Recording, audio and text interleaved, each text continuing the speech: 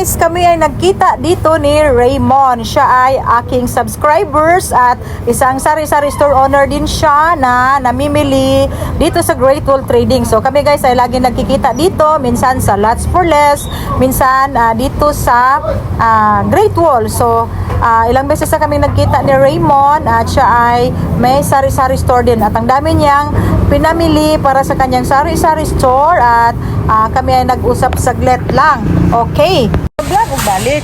Kita na pud sa ako ang kauban na sari store owner. Shout out. Kumusta kusog ka tong ano? Ha? Kusog ka tong ha? Okay guys, ito ang aming pinamili dito sa Great Wall Trading. So ito ay mga dagdag lang sa ating mga display sa ating shelves, mga 1 liter na mga silver swan and vinegar. Yan guys. And then ang pinakasadya ko talaga dito ay mamili ng baking soda kasi sa Lots for Less malapit lang sana sa amin pero always walang stocks ang mga baking soda. So malakas yan guys sa akin ang baking soda and then yung saleable ay yung maliit na box.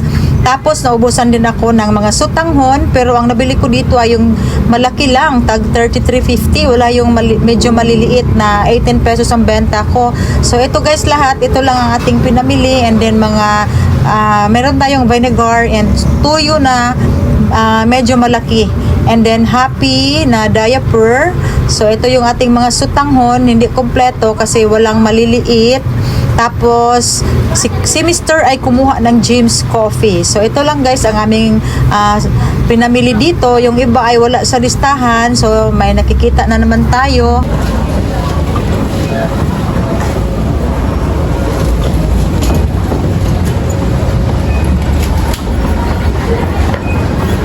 Ito. Ha?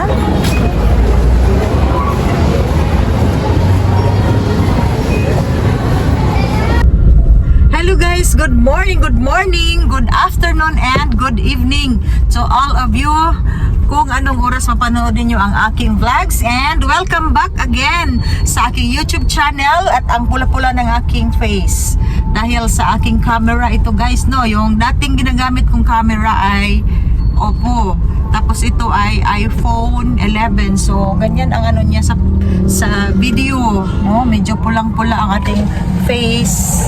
Pero hindi naman yan ganyan kapula. Okay, kami ay galing sa Uyanggurin at namili kami ng palm oil, no? Napakamahal na 79.50 per kilo, no? Wholesale price nila pag 10 kilos and up. Tapos ang kanilang coconut oil guys ang napakamahal, 134.50. Grabe, pero tinagyong mahala sa coconut oil. Saan na lang man ang paggamit na ng 134.50 ang kilo. So sa 1/4 pa lang perti ng mahala. Okay, so ang ating update ngayong araw ng Friday ngayon. Kaya nga namili ako ng maraming boneless bangos kasi matumal na naman ang ating karne ngayon, no? Kahit karning manok, mga chicken. Pag ikaw ay nagpabadlis. So pumunta kami ng Uyanggurin, namili kami ng palm oil at naggrocery ng kaunti sa Great Wall Trading, no? Yung mga kulang-kulang natin sa tindahan. Kasi guys, matagal na akong naubusan ng baking soda na maliit na box. Marami ang bumibili niyan sa aking tindahan. So nagkuha na ako ng 20 boxes. Tapos mga Ricados, mga Silver Swan, mga crispy fry at kung ano-ano pa yung naidagdag natin kanina, mga canned goods. Wala silang calumet, wala silang maliit na cowbell na condense. Pero ang condense sa Great Wall guys ay murang-mura lang talaga, 39.50 lang. Pag sa Lots for Less ay 43.50. So mura lang talaga sa Great Wall. And then kanina guys, nagkita kami ng aking subscriber. Dati kasi ay ano siya, OFW, 14 years, and then ngayon ay na siya, nagsari-sari store, si Raymond. Nagbablog din siya pero ano na ngayon lumalaylo na kasi busy siya sa kanyang sari-sari store. So nagkita kami, no, 3 beses na kami nagkikita sa Uyanggurin pag kami ay mamimili sa Great Wall dahil sa Great Wall din siya namimili. Okay, so Green munggo, meron tayong green munggo dyan. 93 pesos na per kilo. And then yung mga tuyo nila ay hindi maganda. So hindi na lang ako nagkuha ng mga tuyo. So wala akong tuyo sa tindahan. Yung mga dilis na lang ang natitira. Okay. Tapos meron tayong Kuhaku rice. 2 sako lang, no? Mabuti na lang at 1,300 na lang ang 25 kilos dati kay ano man to 1,370 sa Christy Rice. So wala ko nagkuha niya naman dyan mangita sa mua og rice. Ya, kami wala po may rice, wala pilong agon. So bumili lang ako ng 2 sako. So ang bentahan ko dyan ay 63 per kilo dahil nasa natin ang kapital nasa 54 yata, 54.50. Okay, and then sa palengke nag-pick up kami ng 20 kilos na quarter leg, and then 10 kilos guys ang ating wings, no? 165 lang ang wings sa isang suki ko sa palengke. Tapos sa Trio Central, sa MFD din yan siya, 180. So ang laki ng difference. So nagkuha ako kahapon, nagpa-deliver ako sa Trio Central, mga mga chicken liver, chicken feet, and chicken wings. Tapos ngayon, meron na naman tayong dalang 10 kilos. Malakas ang ating chicken wings, no? Nauubos kahapon. Tapos yung whole chicken natin ay, dyan na lang ako sa aming isang suki na nagbebenta din na may meat shop din. Dyan ako mamili guys sa aming kompetensya kasi ang bigay niya sa akin ay 158 lang. So, pumapatong lang siya ng 5 pesos per kilo dahil wholesale per bag ang order natin. So, dyan na lang tayo sa ating kakompetensya dahil binigyan niya ako ng discount kasi friend namin siya. So hindi kami magkalaban kahit na pareho kami ng binibenta, may meat shop, pareho kaming may meat shop. Okay, at kami ay nandito na sa tindahan and update na lang tayo mamaya mga sis ko. Sorry, happy selling and thank you so much sa ating mga bagong subscribers. Thank you talaga, and sa aking mga silent viewers, thank you din. At ito na yung meat shop natin. Ito na yung meat shop ko at yung renovation update na naman kasi hanggang ngayon hindi pa tapos ang ating renovation. Hindi pa tapos ang renovation ni Mr. sa kanilang building. So yan yung ating tindahan. Ay, ginoo ko, kuratan. Okay guys, kami ay dumating na sa tindahan. And then ito yung pumungad sa akin guys, ang tax mapping ng BIR. Tapos wala pa naman ako dito. Akala ko meron akong violation. Yun pala, no violation at all. So ako guys, kasi dati ay tiningnan talaga niya ang aking OR, ang aking resibo, and then wala kami dito, no? Si Marisa lang, mabuti na lang at okay tayo. Wala tayong violation. Pag BIR talaga, ako matatakot talaga. Baka may violation ako and then maka-fine tayo, no? Maka-compromise or maka-penalty. So mabuti na lang at wala. So dyan daw, nilalagay nila ang mga sticker. Diyan guys, may mga sticker, may mga bagong sticker tayo.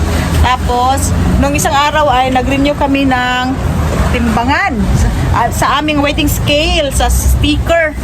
Okay, sus ginoo ko, makuyawan ko. O sige, diha lang sa day ha. Naanak ko yung eco bag na medium. So, ha? Isa lang, kay wala na sa balay. Ay, pang, anang duha na. Gawas na nang duha kay.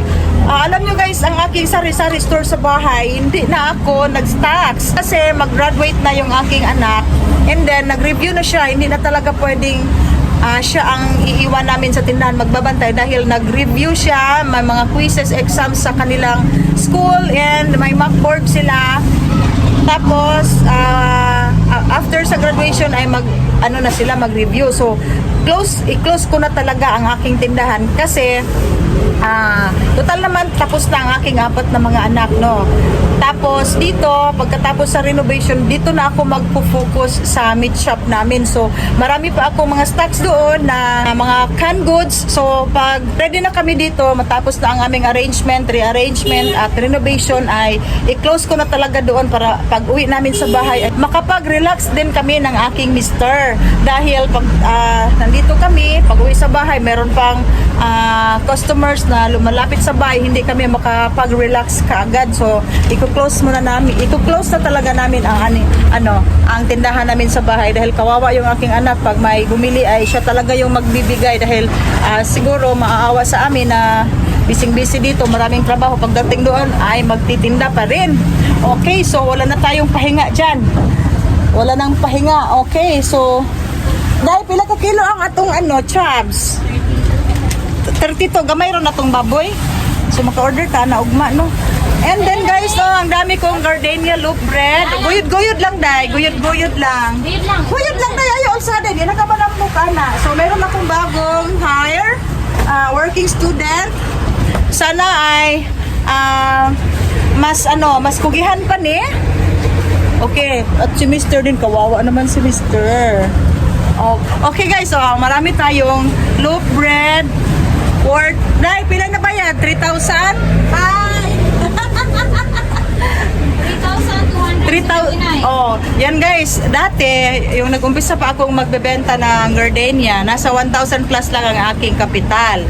Tapos lumalaki at dumadami yung order natin, so umaabot na ng 3,000. And then parang sa isang linggo ay 3 beses tayong mag-order ng gardenia. Okay, so medyo malakas talaga ang gardenia dito sa akin at dagdag income natin. Tapos walang lugi dahil yung mga mag-expire, yung mga kinakagat ng ipis and daga ay pwede siyang palitan. So papalitan ng gardenia. So ito ang order ko ngayon, 2 tray, bali 6 na tray ito. So ang dami guys. So ang gardenia na classic na malaki, 2 tray ito, so 16 packs. And then ang new bake natin na malaki, 2 tray din ito, 16 packs. And then maliit na classic. Ang classic kagmay day, isa ka tray lang isang tray. So punong-puno guys ang aking display rack ng gardenia hanggang sa baba. Punong-puno siya. And then meron din tayong display na doon sa ating lamesa. Meron na tayong display sa labas. Tapos wow, ato sanang be. Okay, so tama na. Tapos na ang usapang ito. Tapos na ang usapang ito. Kay alas alas 3 na. Wapata makadibon. Nagsige pa kong tabi. Tora atong karni. Okay.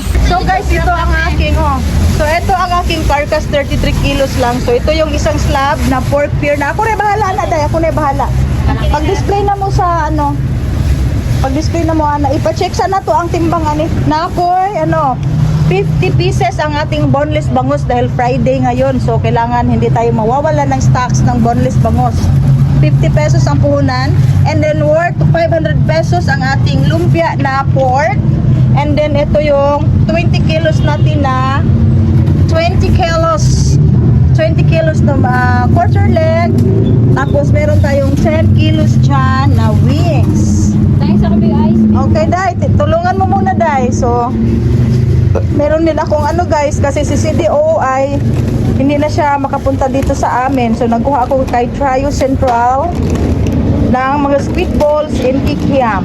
Wala stock ang day, holiday nga siomay, wala. So 10 kilos. Dayong day. Asa man siya? Asa may mong gikuan? So yan guys, ito talaga guys. Pagdating namin dito, i-re-weigh namin ang aming mga order. So ito yung 10 kilos, isang cellophane natin na quarter leg. Ang ating puhunan ay 152. Okay, check. Sige, tabangi sa si Kuan, Day. Mag-alsaan ni Day. Sige, butang na diha. Sige, 10 kilos naman natanan, Day. 10 kilos. Okay, ito yung karon gamay ang ilang dati kay nung isang araw ang nabayaran natin 14,000. Okay, Day, tama? 14,000 ang nabayaran sa one half carcass lang kasi 60 kilos. Ngayon 32 kilos lang. So bukas kasi okay, very good. So bukas guys, Sabado, kailangan meron din tayong 804. Nabot og 800 si Sir Som? 804. Okay. Unsa man tayo kung order? Ana, manda. Ano 804? Pila day sulod? Tapos 24. 24. Sige na, katapal ka. Oh. Okay. So, unsa na to kung gitabi? So, mo ni siya guys ang atong ganyan ang pagdidibo na lang, mano-mano lang sa ating pork belly. So, yung isang slab, kukunin yung loin and then kukunin yung back ribs niya. So, yan yung gagawin nating pork chop. Kukunin yung buto niya. Tapos, mag-slice na tayo sa belly. And then, dumating si Sir So, may ano pala, Coco Mama na maliit. 1/2 case lang guys na Coco Mama. 804 ang nabayaran ni Marisa. So, dito banda, kukunin ko na naman yan siya. Itong mga spaghetti sauce and mga silver swan at saka yung Bear Brand guys. Hindi pwedeng matagal siya dyan. Baka butasan ng ipis. Kahit ipis guys ay pwedeng binubutasan yan. So, kailangan ibitay na to na or ibutang sa box. So, ilalagay natin dito yung mga malalaking pansit canton and then dito yung medium size. Okay, at marami akong happy pants na diaper kasi nag-close yung boteka. Okay, so ito guys ang ating mga napamili sa Great Wall kanina. Meron pa dito. Yan guys. Dahil na-repack na ang harina. So, gamay na lang itong peanut butter. Wala ko niya ito kay perting inita. So, ito guys, no.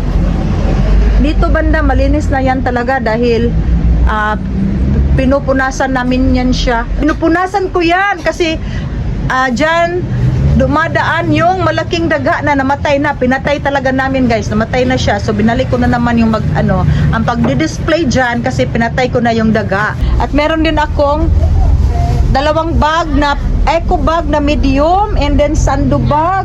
Saisinta na, saisinta. So, may customer tayo guys na bumili ng loaf bread. So, may loaf bread tayo doon and then ang dami nating loaf bread dito. 130 Yan guys. O, kambyo. Pila?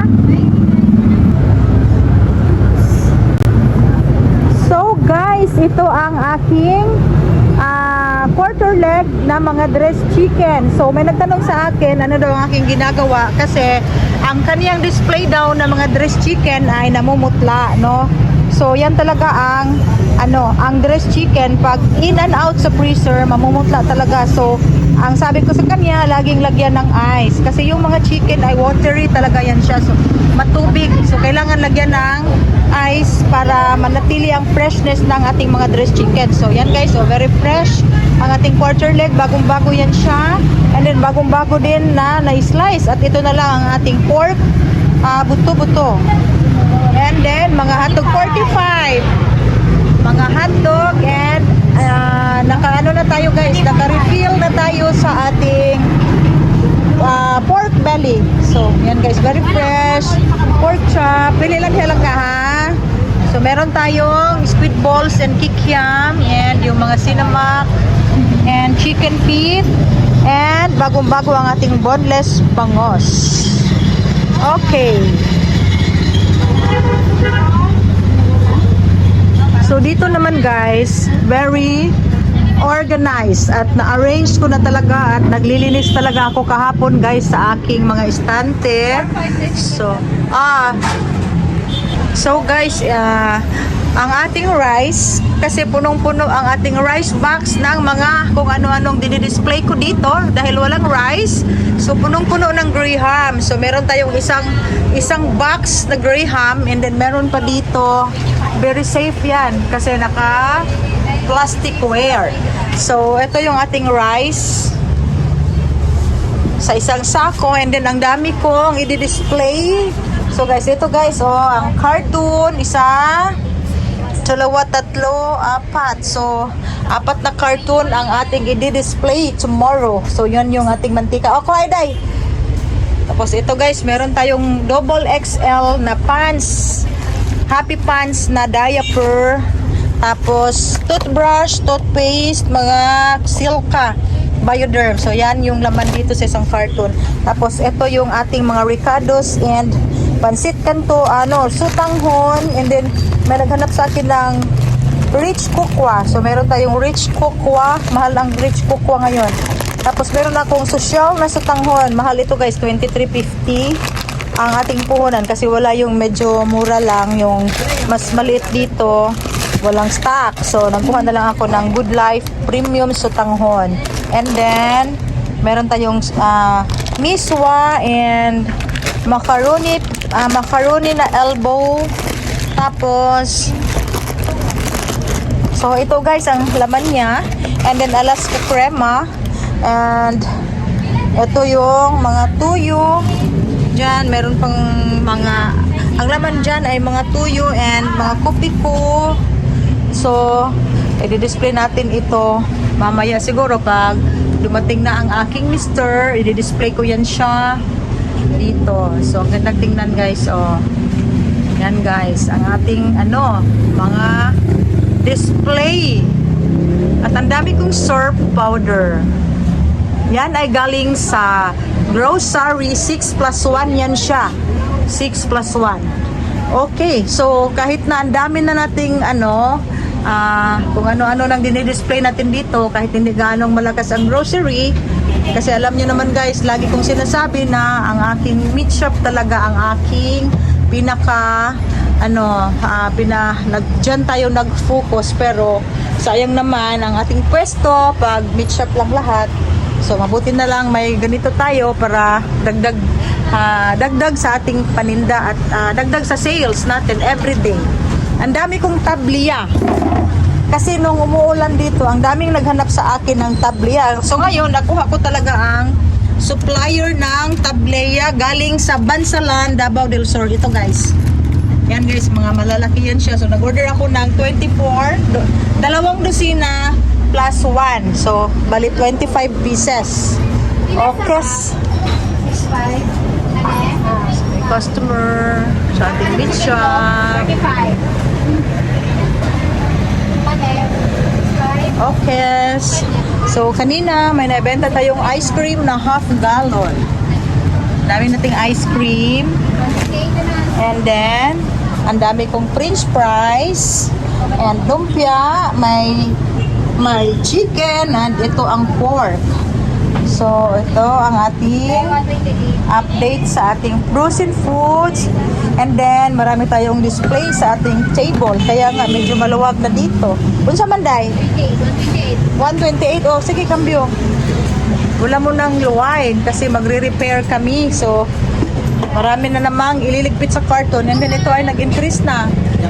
Dati ay 32, ngayon 33.50 ang ating Coco Mama. Unsa ilaha day? Oh, kambyo ilang.